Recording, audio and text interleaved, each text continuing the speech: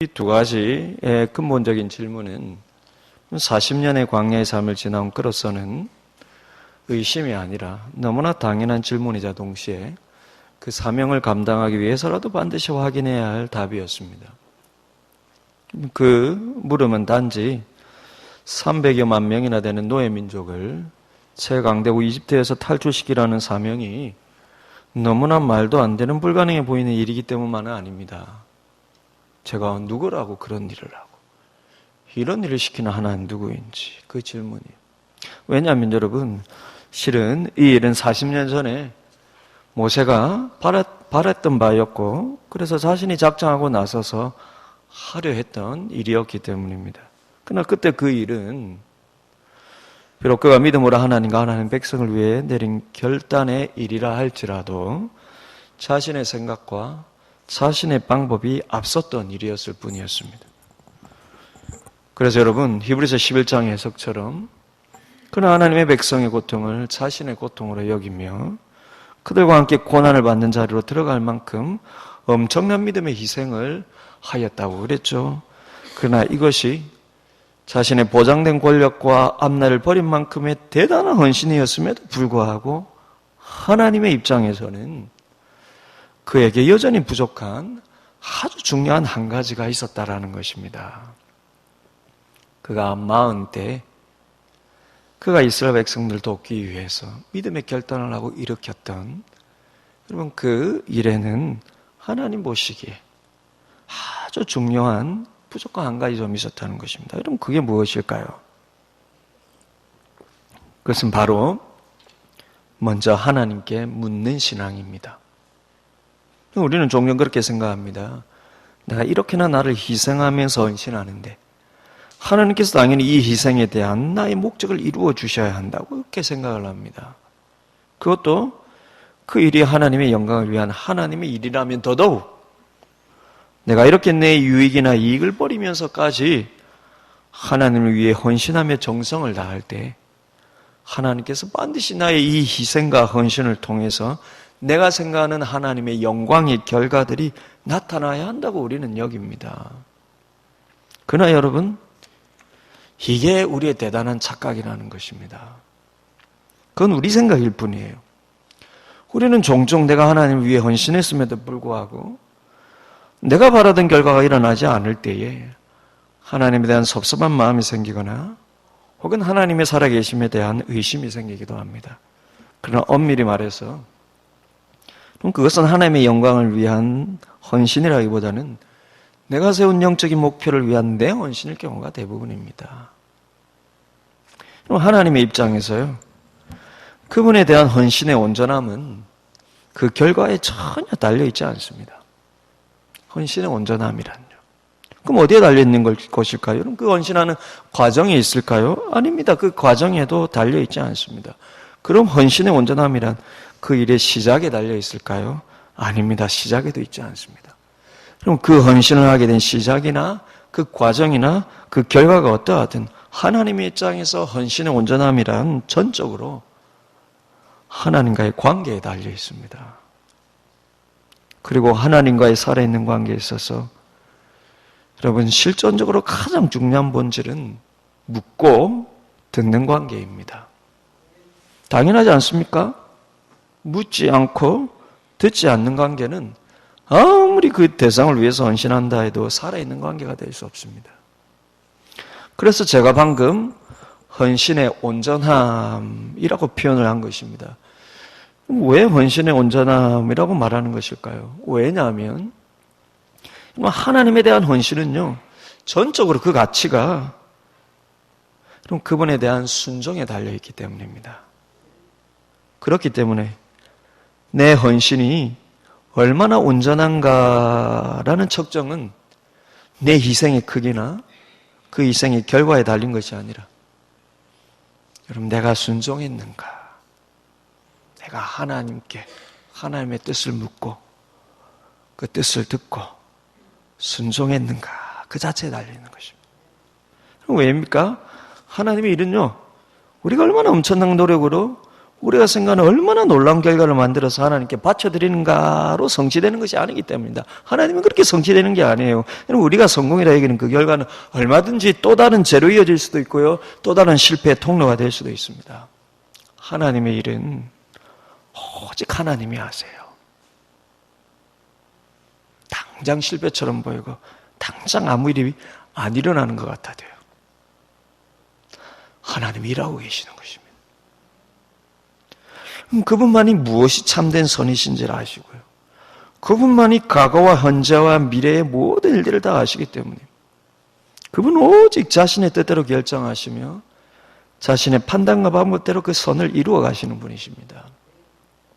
다만 하나님은 자신의 일, 그분의 일을 그분의 택한 백성들을 통해서 이루어 가신다는 것이죠. 그러니 그분이 찾는 사람은 그럼 그분의 수고를 좀 덜어줄 사람이나 그분이 이루고자 하는 것을 좀 대신 성취해 줄 그런 사람이 전혀 아닙니다. 하나님이 뭐가 아쉽고 뭐가 능력이 부족해서요.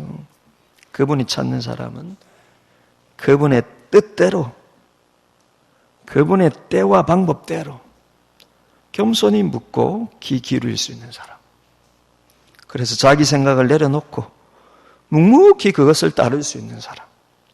그런 사람을 하나님께서 찾으십니다. 왜냐하면 하나님에게는 이게 바로 순종이기 때문입니다.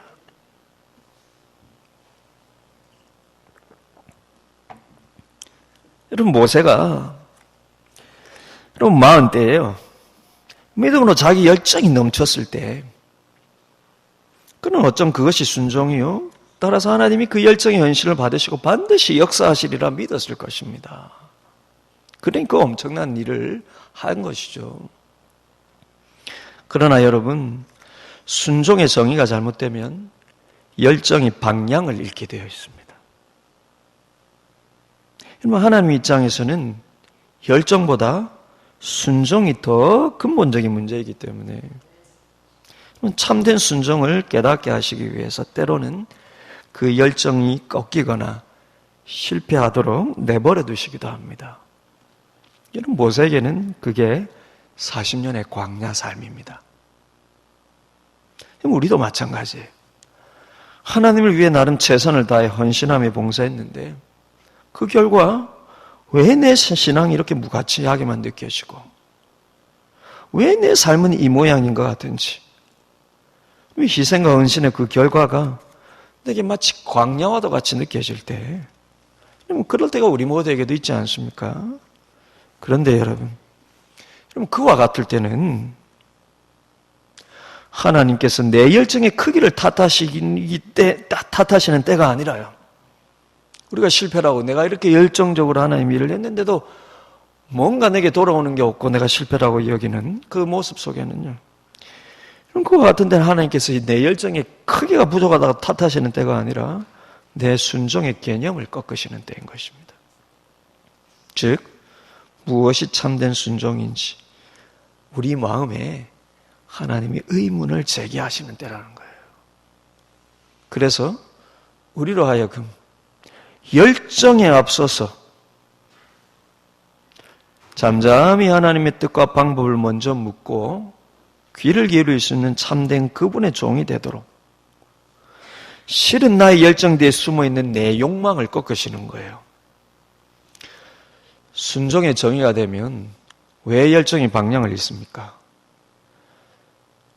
왜냐하면 여러분 우리가 순종을 하나님 입장에서 생각하지 않으면 내 열정 뒤에는요 실은 내 욕망이 숨어있기 때문입니다.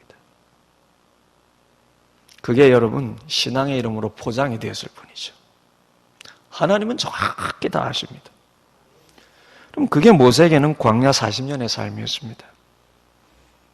여러분 모세가 믿음으로 안 했다는 게 아니에요. 믿음으로 했습니다. 믿음으로 했는데요. 거기에는 자기의 목적과 목표가 있는 거예요. 하나님이 그것을 사용하여서 하나님께서 계획하시고 작정하신 하나님의 일을 하기 위해서는요. 모세에게 순종의 개념이 바뀌어야 되는 것이죠. 그게 40년의 삶이었습니다. 그리고 그 세월이 지나서 하나님께서 그에게 나타나셔서 드디어 사명을 주실 때는 이제 그의 마음에 이런 순종의 개념이 분명히 새겨졌음을 하나님께서 보신 때라는 것입니다. 저는 이것이 하나님이 직접 주시는 그 사명 앞에 그가 던진 질문의 본질이라고 봅니다. 그가 자신이 누구인지 몰라서 질문한 게 아니에요. 더군다나 하나님이 누구인지 그 지식이 없어 질문한 것도 아닙니다. 하나님께서 중요한 사명을 주시는데 계속 딴지 거는 것처럼 질문을 던지는 모세에게 하나님께서 보시는 것은 질문의 내용이 아니라 질문을 던지는 그의 마음의 중심을 하나님 보시는 겁니다. 그럼 그의 질문은요, 마치 하나님에게 이렇게 들렸는지도 모릅니다. 하나님, 저는 이제 그런 사명을 감당한 능력도 없거니와 저는 지금 그것을 꼭 이루어야 하는 제 뜻도 없고 그것을 이루기 위한 제 방법도 없습니다. 제가 하나님께는 그럼 모세의 질문들이 불신의 증거로 여기지는 것이 아니라 하나님의 뜻과 방법 그대로 따를 수 있는 마음밭이 되었다는 증거로 보이셨다는 거예요. 한마디로 그럼 하나님 입장에서 모세는 이제 자신의 뜻과 생각을 내려놓고 하나님의 말씀 그대로 순종할 준비가 되었다라는 것입니다. 그 증거가 무엇일까요? 하나님께서 모세에게 나타나셔서 사명을 주실 때부터 계속해서 이어지는 하나님과 모세의 대화를 보면은 놀랍게도요, 모세가 안달이 난 게 아니라 마치 하나님이 안달나신 것처럼 끊임없이 모세를 설득하는 것처럼 보인다는 것입니다. 마치 모세 외에는 이 일을 할 수 있는 사람이 없기라도 한 듯이 하나님이 모세에게 매달린 듯한 모습을 보인다는 것이죠. 그럼 왜 하나님과 모세가 이런 관계로 비춰질까요? 바로 모세가 하나님 입장에서 그만큼의 순종의 준비가 되었기 때문입니다. 40년의 광야의 삶을 통해서요. 그래서 정말로 모세 외에는 이 일을 할 수 있는 사람이 없어요, 실은. 없어요. 그 정도로 그는 이 놀라운 하나님의 역사에 유일하게 순종할 수 있는 크기의 사람이 된 것입니다. 저는 이것이 출애굽기 3장 이후부터 6장 오늘 본문까지 계속해서 나타나는 하나님과 모세와의 대화, 그리고 그 속에 보여지는 이 둘의 관계 패턴을 이해할 수 있는 핵심이라고 봅니다. 즉, 왜 하나님은 모세에게 어떤 의미에서 끌려가는 관계처럼 되어버렸는가? 왜 하나님은 불신처럼 들릴 수도 있는 모세의 질문과 불평처럼 보이는 모세의 반응에도 불구하고 계속해서 그에게 안달이 나서 그를 설득시키는 이런 관계가 되어버렸는가? 그러면 성경 어디에 하나님이 안달나서 부탁하는 사람이 어디 있습니까?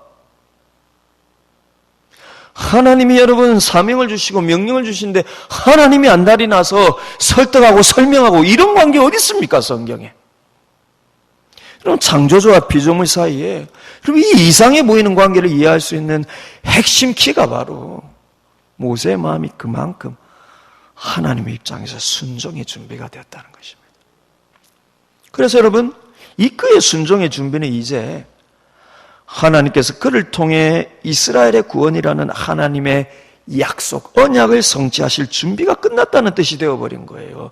모세의 순종의 준비, 이제 하나님이 약속하신 하나님 약속의 역사의 준비 끝, 이렇게 되어버렸다는 것입니다.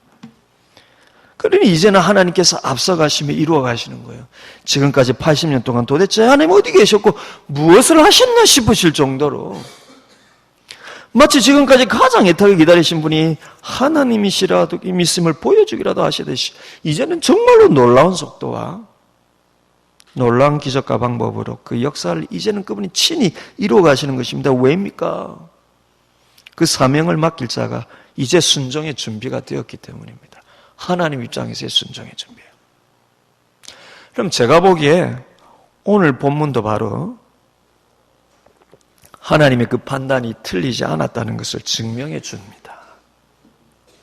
모세가 자기의 생각과 자기의 판단을 내려놓고요, 하나님의 생각과 하나님의 방법을 묵묵히 따를 수 있는 이런 순종의 준비가 다 되어 있다는 걸 증명해 준다는 거예요. 오늘 본문 앞서서 그러면 4장을 보면 그럼 하나님께서 모세와 아론을 먼저 이스라엘 백성에게 보냅니다. 그러면서 하나님의 말씀과 더불어 몇 가지 표징이 되는 이적을 보이게 하십니다. 그러자 지난주에 언급드렸듯이요, 이 백성들이 다 믿고 머리 숙여 하나님께 경배를 합니다. 여러분 이때까지만 해도요. 하나님이 일으키실 역사에 대한 기대를 모두가 함께 가지게 된 것입니다. 그러나 다음 5장으로 넘어가면 상황이 완전히 달라집니다. 여러분 5장에서는 모세와 아론이 하나님의 명령대로 드디어 바로 왕에게 가서 이스라엘 백성을 보낼 것을 요구를 합니다. 그러나 당연히 바로가 그것을 듣지 않을 뿐만 아니라 오히려 그 노동을 더욱더 가중을 시키는데, 그럼 벽돌을 만드는데, 그 당시에 벽돌을 만드는데 여러분 중요한 수단이 이 지피였거든요, 여러분. 이 지피를 줘야, 짚을 제공해줘야 벽돌을, 여러분 그 할당량의 벽돌을 만드는데, 너희가 이게 배불러서 지금 보내달라고 이러지, 좀 고생 좀 더 해봐야겠네. 이러면서 이제는 집도 주지 아니하고 벽돌수 그대로, 벽돌수는 그대로 만들도록 명령을 합니다. 그래서 이스라엘 백성들이요, 모세에게 원망을 합니다. 이 때문에 지금 이렇게 됐다는 것이죠. 그런데 이게 앞으로 계속해서 전개될 이스라엘 백성들의 반응의 패턴입니다. 즉 하나님이 원하는 기적이 일어나면 하나님을 찬양하지만 자신들에게 어려움과 고난이 찾아오면 원망하고 후회하며 되돌아가려 하려는 패턴이에요. 그러나 모세는 다릅니다. 물론 이때 모세의 반응도 겉으로는 별로 달라 보이지 않아요. 왜 이런 일이 시켜서 자신도 곤란하게 만들고 괜히 이스라엘 백성들만 더 고생스럽게 만드냐고 모세도 의문을 제기를 합니다. 그런데 하나님이 모세에게는 계속 설득을 시켜요. 이 관계 속에서요. 그 속에서 모세가 보여주는 이스라엘 백성들과 다른 점은요. 그러면서도 그는 자신의 감정보다 하나님의 말씀을 따른다는 것입니다. 그래서 하나님께서 모세를 다시 이스라엘 백성들에게 보내시는데 그는 또 그대로 가서 다시 전하는 겁니다. 자신의 생각과 감정과 자신의 판단보다는요, 하나님의 말씀을 따르는 거예요. 분노에 찬 이스라엘 백성들에게 가서요, 그대로 하나님 시킨 대로 또 말씀을 해요. 이게 모세의 패턴입니다. 모세는 여러분, 어려우면 그대로 분노하는 이스라엘 백성들에게 하나님의 말씀 전하고, 그럼 계속 그 어려움 속에서도 하나님의 말씀 그대로, 상황이 막혀 보이도요, 상황이 깽판이 난 것처럼 보여도요, 하나님 시키는 그대로 분노에 찬 이스라엘 백성들에게 전합니다. 근데 여러분, 이렇게 다시 이스라엘 백성들에게 갔을 때 9절을 보시면, 오늘 본문 9절을 보시면 이때 모세와 이스라엘 백성들의 마음밭이 완전히 다른 것이 드러난다는 거예요. 그리고 9절을 우리가 같이 한번 읽어보겠습니다. 9절입니다. 시작. 모세가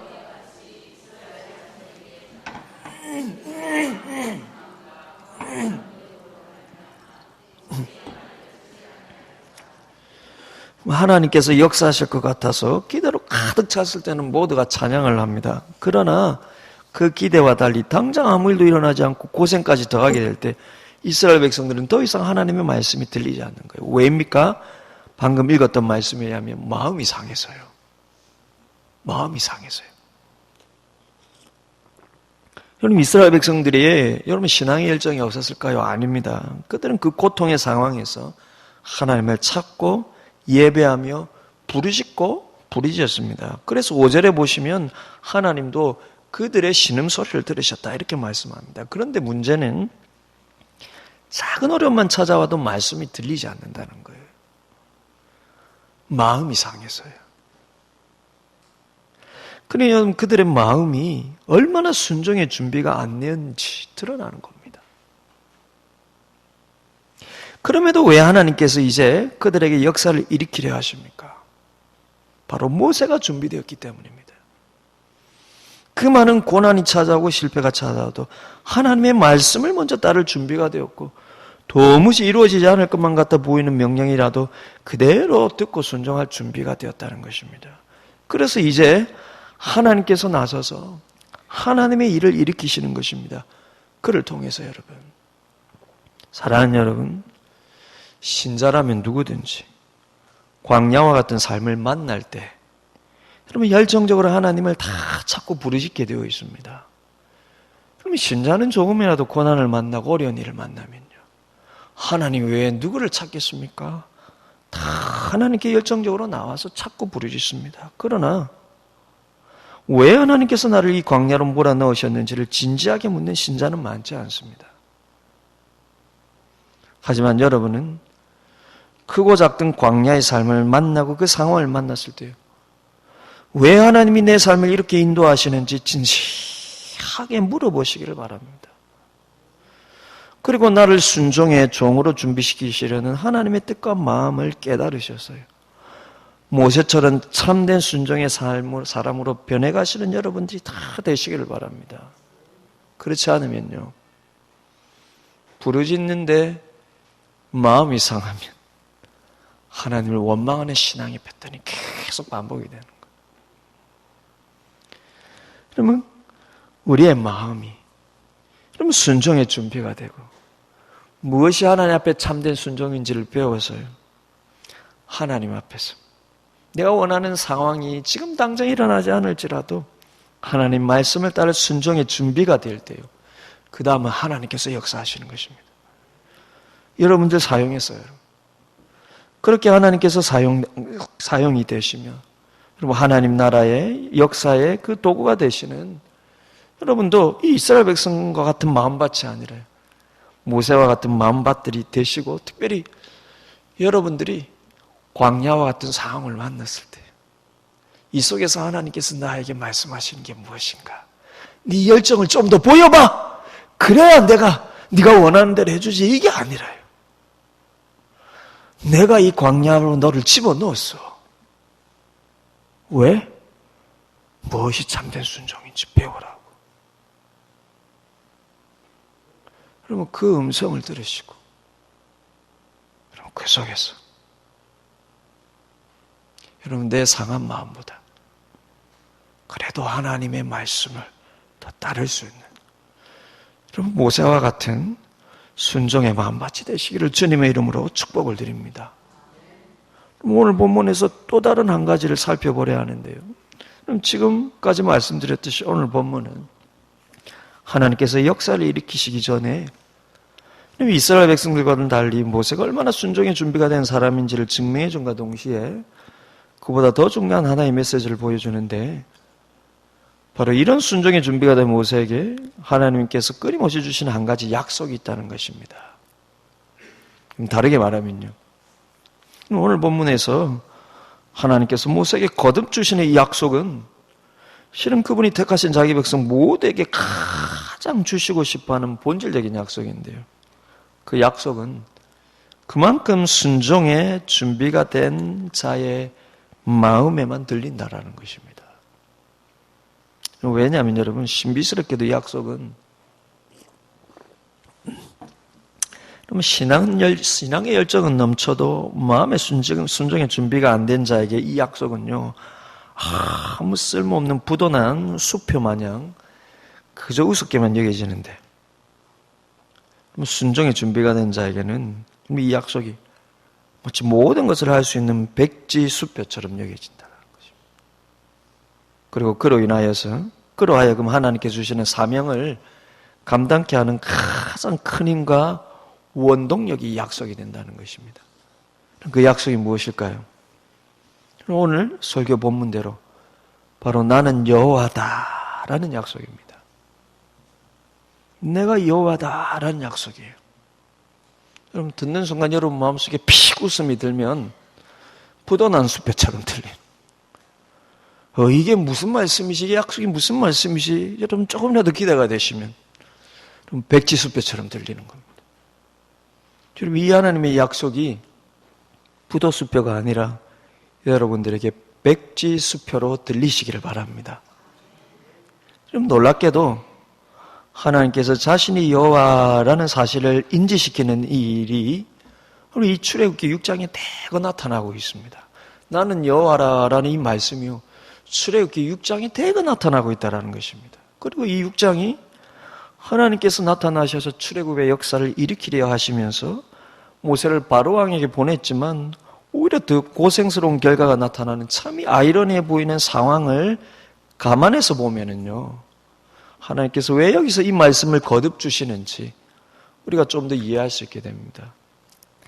그래서 1절을 보시면 하나님께서 이렇게 말씀하시죠. 그럼 1절을 보시면요, 여호와께서 모세에게 이르시되 이제 내가 바로에게 하는 일을 네가 보리라. 강한 손으로 말미암아 바로가 그들을 보내리라. 강한 손으로 말미암아 바로가 그들을 그의 땅에서 쫓아내리라. 여러분, 여기서 방금 하나님께서 말씀하시는 그 첫 말이 뭡니까? 이제라는 말이, 이제라고 말하는데, 여러분, 이제라는 말이 무엇을 암시할까요? 그럼 처음 모세를 바로에게 보내는 순간부터 하나님이 강한 손으로 역사하지는 않아서 이렇게 더 비참한 고생의 결과가 되었지만 하나님께서 일부러 그렇게 하셨다라는 거예요. 생각해보면 하나님이 여러분 이제 모세를 통하여서 바로 왕에게 보내어가지고요, 출애굽 역사를 일으키려 하는데 바로 그냥 기적 베풀면 되지 않습니까? 근데 왜 한번 슬쩍 가서 그 명령을 하게 하시는데 아무 일이 일어나지 않고 오히려 그러면 노동의 고생이 더 심한 이런 결과가 일어났을까요? 일부러 그렇게 하셨다라는 것입니다. 그러고 나서 이제 역사하시려고요. 왜일까, 여러분? 다음 절부터 나타나는 하나님 말씀에 그 이유가 숨어 있습니다. 그럼 그것은 마치 이제 일어날 이 출애굽의 여정에서, 이제 나타날 하나님의 출애굽의 역사와 그로 인해서 이제 약속의 땅에 들어갈 그 여정에서 너에게 가장 필요한 것이 무엇인지를 하나님께서 가르쳐 주시고 잊지 말라는 하나님의 거듭된 당부와도 같다는 것입니다. 미리 하나님께서 이제는 역사를 일으키실 것인데 너에게 무엇이 가장 준비되어야 할지 하나님께서 미리 이런 환기를 시키고 있다는 것입니다. 2절부터 그 말씀이 이렇게 시작이 됩니다. 하나님 모세에게 말씀하여 이르시되 나는 여호와라. 6절과 7절에서도 여러분 거듭 이렇게 말씀하시죠. 그러므로 이스라엘 자손에게 말하기를 나는 여호와라. 내가 애굽 사람의 무거운 짐 밑에서 너희를 빼내며 그들의 노역에서 너희를 건지며 편팔과 여러 큰 심판들로서 너희를 속량하여 너희를 내 백성으로 삼고 나는 너희의 하나님이 되리니 나는 애굽 사람의 무거운 짐 밑에서 너희를 빼낸 너희의 하나님 여호와인 줄 너희가 알지라. 지금 계속 같은 말을 하면서 계속 같은 말을 합니다. 그리고 8절에서도 다시 이렇게 말씀하시죠. 내가 아브라함과 이삭과 야곱에게 주기로 맹세한 땅으로 너희를 인도하고 그 땅을 너희에게 주어 기업으로 삼게 하리라. 뭐라고 하십니까? 나는 여호와라 하셨다. 그리고 29절도 보십시오. 또 똑같은 말씀하세요. 여호와께서 모세에게 말씀하여 이르시되 나는 여호와라. 내가 네게 이르는 바를 너는 애굽 왕 바로에게 다 말하라. 나는 여호와라는 말씀이 도대체 무슨 의미이길래 이 상황에서 계속해서 이 말씀을 반복하시는 것일까요? 하나님께서 모세를 보내시면서 이스라엘 백성들에게 기적도 살짝 일으키면서 하나님의 역사하심에 대한 큰 기대를 갖게 하시고 할렐루야 찬송하고 난 다음에 고난이 확 찾아오니까 이들이 마음이 상하니까 하나님 말씀이 들리지 않는데 그때 하나님께서 계속 하시는 말씀, 내가 이제 역사를 일으킬 것인데 내가 여호와인 줄 알라라는 거예요. 다른 말로 하면 무슨 말입니까? 내가 이 작은 고난 앞에서 내가 여호와인지를 까먹고 있다라는 거예요. 계속해서 내가 누구인지를 까먹고 있다라는 것입니다. 머리로만 알고 있다라는 거예요. 여러분, 나는 여호와라는 말씀이 도대체 무슨 의미이길래 이 상황에서 계속 이 말씀을 반복하시는 걸까요? 그럼 하나님이 여호와인 것을 모세가 모르고 이스라엘 백성들이 모릅니까? 우리가 지난주에 살펴보았듯이 하나님이 여호와인 이름을 가지고 있다는 건 아담 때부터 전해 내려온 것이고, 그러면 이스라엘 조상인 아브라함 때부터 이미 가나안 땅을 약속하시며 자신을 여호와로 여러분 나타내셨고, 아브라함도 그 이름을 여호와라 불렀는데요. 이 아브라함의 후손들이지만 하나님의 이름이 여호와인 줄 모릅니까? 그런데 3절에서 보시면 하나님께서 이상한 말씀을 하시죠. 그럼 3절을 한번 읽어볼까요? 같이 한번 읽겠습니다. 시작. 내가 아브라함과 나의 이름을 여호와로는 그들에게 알리지 아니하였건. 그럼 아브라함과 이삭과 야곱에게는 여호와로는 자신을 알리지 않았다는 것입니다. 여러분, 아브라함에 대한 이야기 보면 다 방금 말씀드렸듯이 아브라함이 여호와인 줄 알고 여호와라는 이름을 불렀는데 이게 무슨 말일까요? 여러분, 이것은 하나님이 아브람과 이삭과 야곱에게 여호와라는 이름을 안 가르쳐 줬다는 것이 아니라 그 이름의 의미대로 분명하게 그들에게 그분을 보여주시지는 않으셨다는 것입니다. 그 이름의 의미대로요. 그러면 여호와라는 이름의 기원과 의미에 대해서는 제가 몇 차례 걸쳐서 여러분 말씀드린 적이 있습니다. 다시 할 필요는 없을 것 같고요. 단지 여호와라는 말 자체의 의미에 대해서는 아무도 모른다는 것입니다. 지금도 아무도 몰라요. 여호와라는 그 말 단어 자체의 의미에 대해서 실은 아무도 모릅니다. 왜냐하면 성경에서 분명하게 여호와라는 이런 뜻이야 라고 말한 것이 아무 데도 없어요. 하나님이 다만 자신의 이름이 여호와라고 말씀해 주셨을 뿐이죠. 그래서 그분을 여호와라 불렀을 뿐이죠. 그 이름의 뜻이 무엇인지는 아무도 모르고 지금도 아무도 모릅니다. 학자들이 다 이리저리 추측할 뿐이에요. 근데 다만 우리가 지난주 살펴본 출애굽기 3장에서 하나님의 이름이 무엇입니까? 라고 모세가 물었을 때요. 하나님께서 그분의 이름을 두 가지로 말씀해 주시는데 그 중에 하나가 여호와라는 이름입니다. 그러면 3장 15절을 그럼 한번 보시겠습니까? 3장 15절을 보시면 모세가 하나님을 처음 대면했을 때 내가 누구라고요? 이 질문하고 두 번째 질문이 하나님 내가 이스라엘 백성들에게 가가지고 하나님 말씀들을 전하면은 그들이 네게 나타난 하나님의 이름이 무엇이냐 물으면 내가 뭐라고 답합니까? 이럴 때 3장 15절에 하나님께서 이렇게 말씀하시죠. 같이 한번 읽어보겠습니다. 시작. 하나님이 또 모세에게 이르시되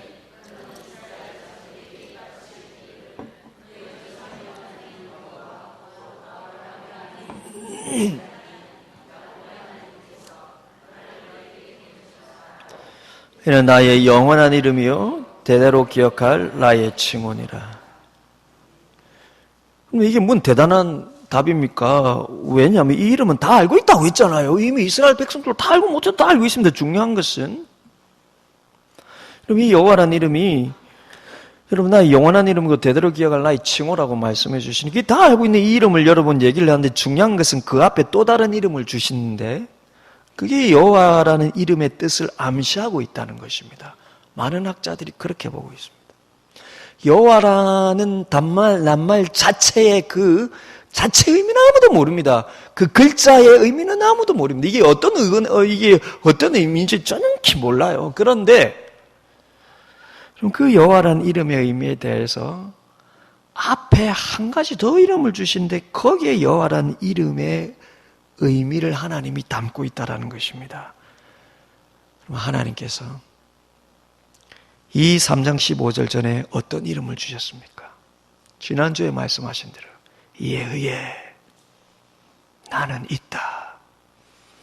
그 말씀의 이대로 조금 더 깊이 말하자면 나는 너희와 있다. 이게 내 이름이라는. 모세가 내가 누구라고요? 나는 너와 있다. 네가 누구냐고? 내가 너와 있는 게 네야 라고 말씀.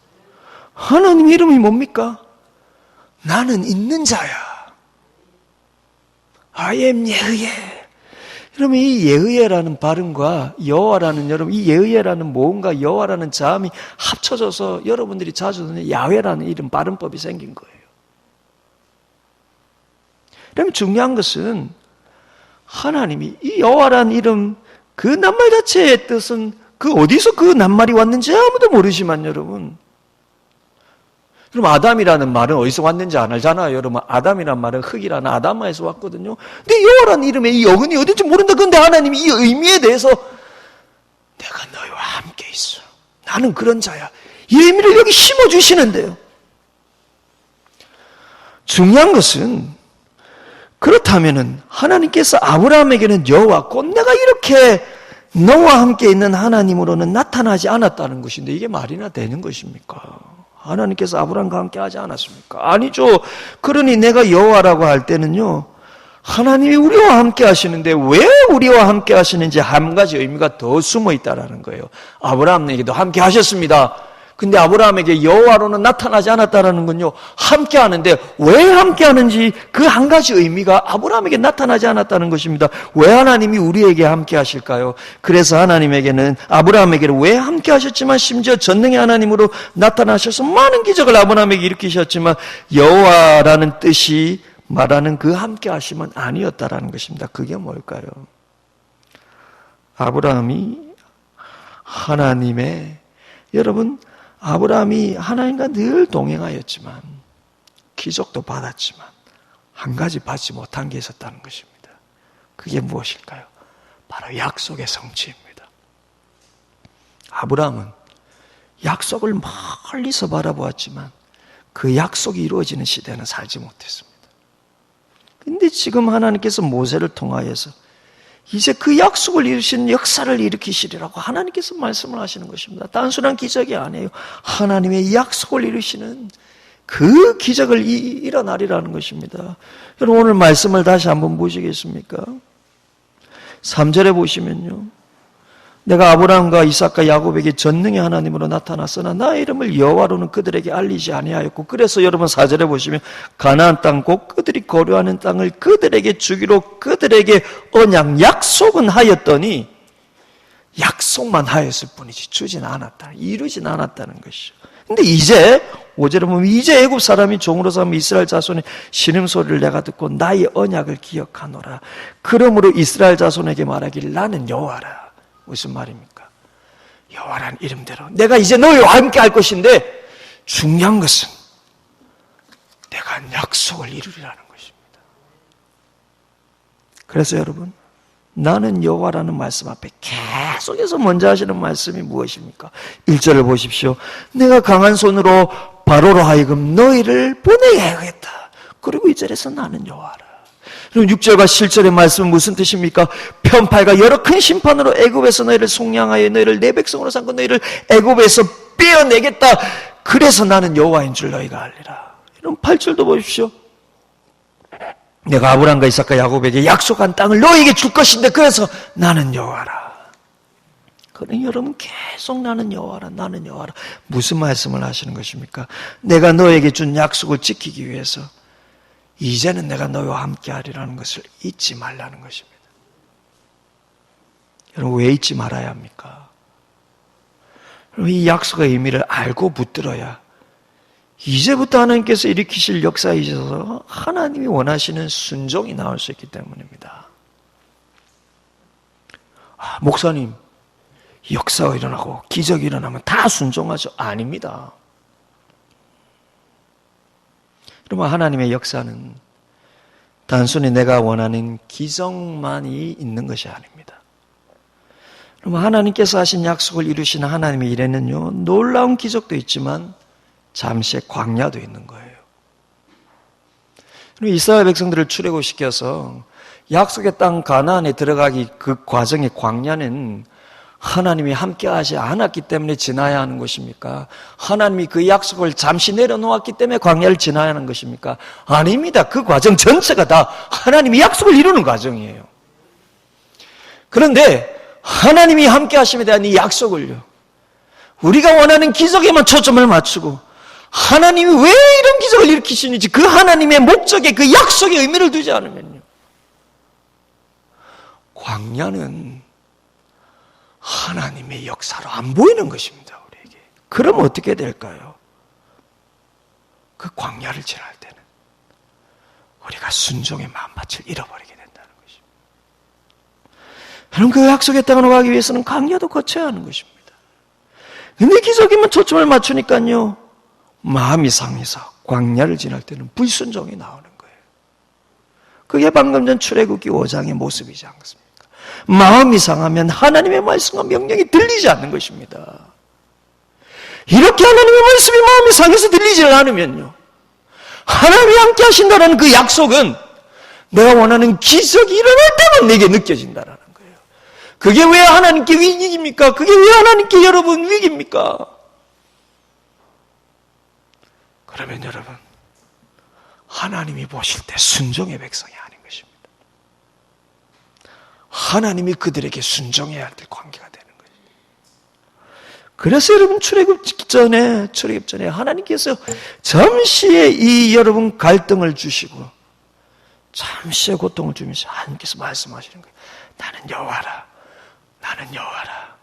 이제 내가 너에게 준 약속을 이루기 위해서 내가 친히 함께 하시리라. 왜 내가 너희와 함께 하는지, 내가 너에게 준 약속을 이루기 위해서. 그리고 그 약속은 하나님의 나라를 이루어서 하나님의 영광을 드러내시기 위한 약속이라는 것입니다. 그러면 왜 이 지점에서 이런 말씀을 하십니까? 왜 이 지점에서 이런 말씀을 하실까요? 그러니 잠시의 광야를 지나게 될 때도 믿고 순종하라는 것입니다. 너희 마음이 고난의 골짜기를 지날 때 잠시 마음이 상할지라도 하나님이 여전히 너와 함께 하실 뿐만 아니라 이 광야와 골짜기는 하나님의 약속을 이루는 과정일 뿐이라는 것을 믿음으로 받고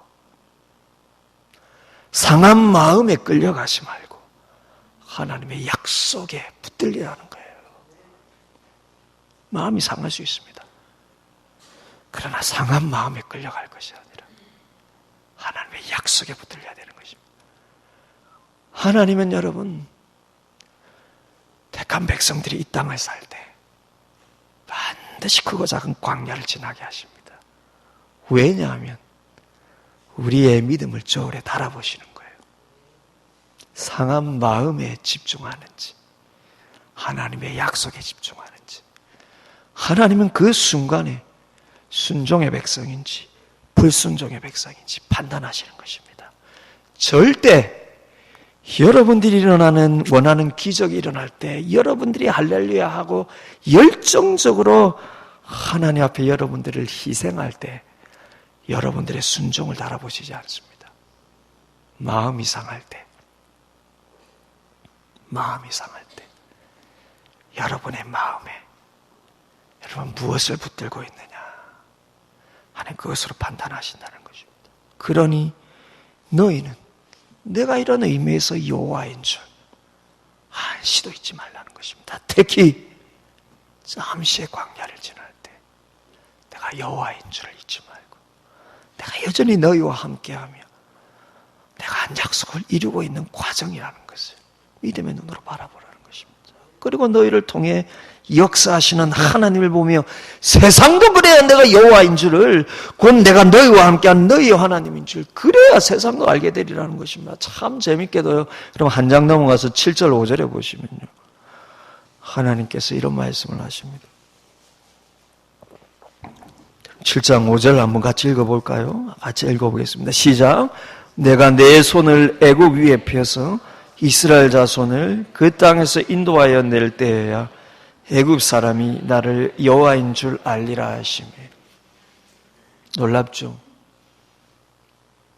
세상도 내가 여호와인 줄 알리라. 무슨 말입니까? 세상도 내가 지네들과 함께 한다는 걸 안다라는 것입니까? 아닙니다.